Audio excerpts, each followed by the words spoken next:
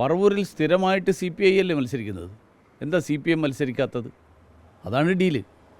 മുൻ പ്രതിപക്ഷ നേതാവ് മത്സരിക്കുന്ന ഹരിപ്പാട്, അവിടെയും സ്ഥിരമായിട്ട് CPI ആണ്. അവിടെ ഒരിക്കലും CPM മത്സരിക്കില്ല.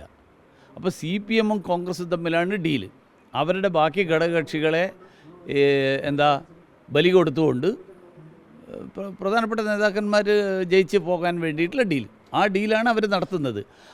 കഴക്കൂട്ടത്തെ BJP സ്ഥാനാർത്ഥി V. മുരളീധരൻ ഇപ്പോൾ റിപ്പോർട്ടിനൊപ്പം ചേരുകയാണ്. ഇനി വളരെ കുറച്ച് ദിവസങ്ങൾ മാത്രമേ ഉള്ളൂ തിരഞ്ഞെടുപ്പിന്. എങ്ങനെയാണ് ഒരു പ്രതീക്ഷ നിലവിൽ മണ്ഡലത്തിൽ? വളരെ അനുകൂലമായിട്ടുള്ള പ്രതികരണമാണ് ജനങ്ങളുടെ ഭാഗത്തു നിന്ന് എനിക്ക് ഓരോ ദിവസവും കിട്ടിക്കൊണ്ടിരിക്കുന്നത്. BJP NDA സംബന്ധിച്ചിടത്തോളം ഈ മണ്ഡലം പൂർണ്ണമായിട്ടുള്ള വിജയപ്രതീക്ഷയുള്ള മണ്ഡലമാണ്. മറ്റ് സ്ഥാനാർത്ഥികളിൽ നിന്ന് വ്യത്യസ്തമായി പദയാത്രകളായാണ് കൂടുതലും ഈ ജനങ്ങളിലേക്ക് എത്തുന്നത്. ഗുണം ചെയ്യുമോ കൂടുതൽ? തീർച്ചയായിട്ടും ജനങ്ങളുമായിട്ട് നേരിട്ട് സംവദിക്കാൻ കിട്ടുന്ന ഒരു അവസരമാണ് പദയാത്ര.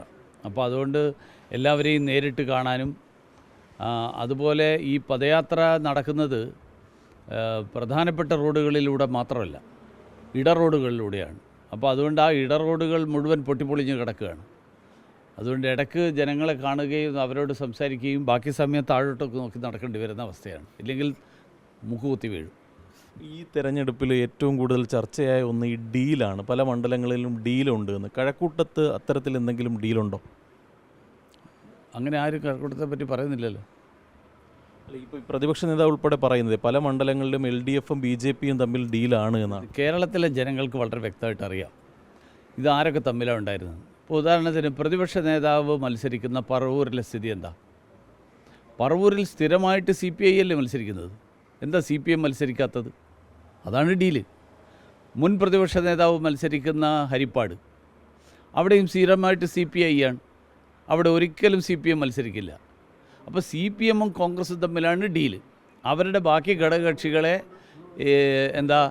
ബലി കൊടുത്തുകൊണ്ട് പ്രധാനപ്പെട്ട നേതാക്കന്മാർ ജയിച്ച് പോകാൻ വേണ്ടിയിട്ടുള്ള ഡീൽ. ആ ഡീലാണ് അവർ നടത്തുന്നത്. അത് മറച്ചു പിടിക്കാൻ വേണ്ടിയിട്ടാണ് BJP-ക്കെതിരായിട്ട് ഇത്തരത്തിലുള്ള ആരോപണങ്ങൾ ഉന്നയിക്കുന്നത്. കാരണം ഈ തെരഞ്ഞെടുപ്പിൽ ദേശീയ ജനാധിപത്യ സഖ്യം അക്കൗണ്ട് തുറക്കുമ്പോൾ പണ്ടൊക്കെ നിങ്ങൾ ചോദിക്കാറ് ആ ചോദ്യമല്ലേ.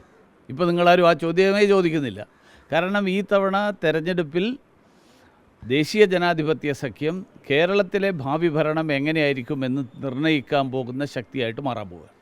ഈ തെരഞ്ഞെടുപ്പിൽ ഈ വെൽഫെയർ പാർട്ടി ആരും മത്സരിക്കുന്നില്ല. അവർ പരസ്യമായി UDF-ന് പിന്തുണ പ്രഖ്യാപിക്കുകയും ചെയ്തു. മാത്രമല്ല ഈ BJP CPM ഫൈറ്റ് നടക്കുന്ന മണ്ഡലത്തിൽ CPM-ന് പിന്തുണ നൽകാനാണ് അവർ തീരുമാനിച്ചിരിക്കുന്നത്.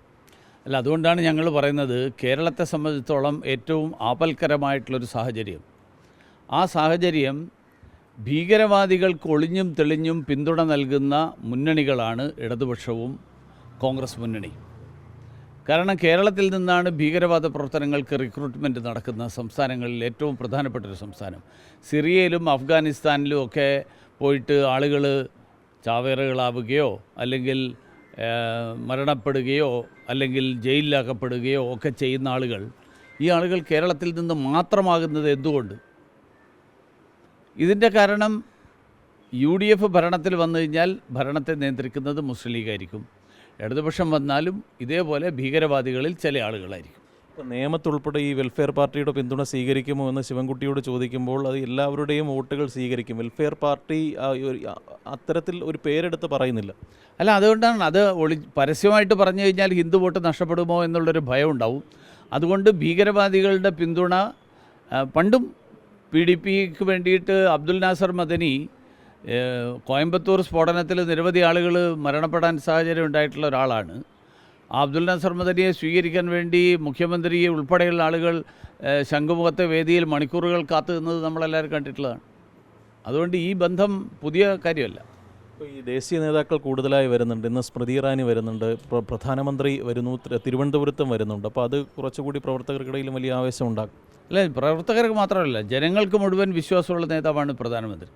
അപ്പോൾ പ്രധാനമന്ത്രി വന്നു ഒരു സ്ഥാനാർത്ഥിക്ക് വേണ്ടിയിട്ട് അല്ലെങ്കിൽ സ്ഥാനാർത്ഥികൾക്ക് വേണ്ടി പ്രചരണം നടത്തുമ്പോൾ ആ പ്രചരണത്തിന് ജനങ്ങൾ കൂടുതൽ പ്രാധാന്യം നൽകും.